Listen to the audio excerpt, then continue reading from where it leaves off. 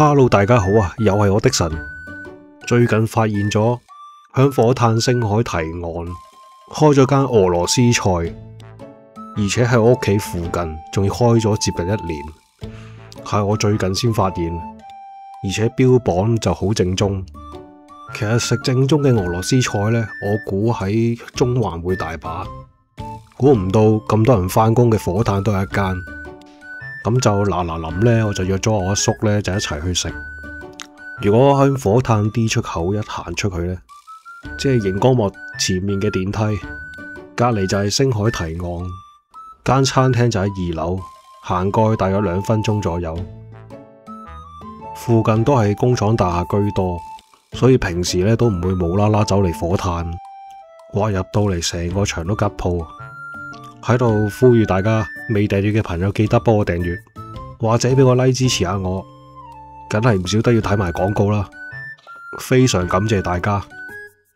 好啦，見到前面呢有間叫做 T Top， 喺嗰個位轉右呢，就到我哋今日要去嘅地方啦。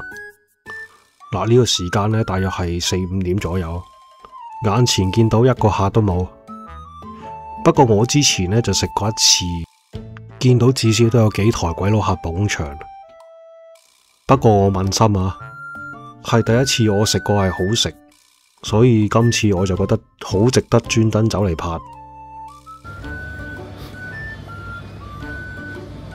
佢有套餐同埋單點嘅，但係我覺得單點會牛肉我好，牛肉湯冇問題。牛肉羅宋湯，咁我要仲有一個燉牛肉，燉牛肉冇問題。匈牙利燉牛肉，食住先。好。我要松露忌廉湯。嗱，立過幾眼呢，又有呢個蘑菇雞啦，然後又有甜品啦，又有意粉啦。我自己就拍4樣嘅啫，我就唔會所有嘢都拍晒嘅。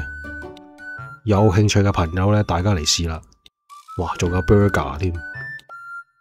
我對上一次呢，就係食匈牙利燉牛肉，佢除咗配飯之外呢，可以配薯蓉嘅。牛肉係燉到好腍同埋好入味。不過匈牙利嘅話都唔係俄羅斯啦，除非俾普京吞併咗。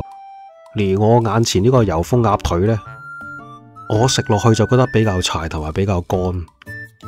相比起燉牛肉呢，我就覺得呢個鴨就比較差咗啲啦。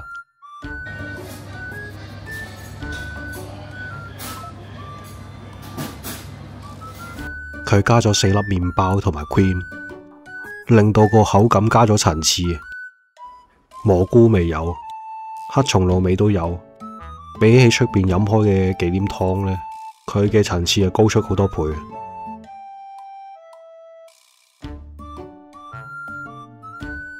佢嘅羅宋湯呢就好重紅菜頭味，完全一啲番茄味都冇。因為正宗嘅俄羅斯羅宋湯呢係冇番茄，裏面有幾粒牛肉，但個湯呢就冇牛肉味，好明顯係豉油加上去。如果對比起嚟呢，佢忌廉湯係做得出色過羅宋湯。今餐2個人叫咗4樣嘢，加埋呢就270蚊，性價比我認為 OK。好啦，今集就嚟到呢度。未訂閱嘅朋友記得幫我訂閱，或者俾個 like 支持下我。記住唔好飛廣告。我哋下條片見，拜拜。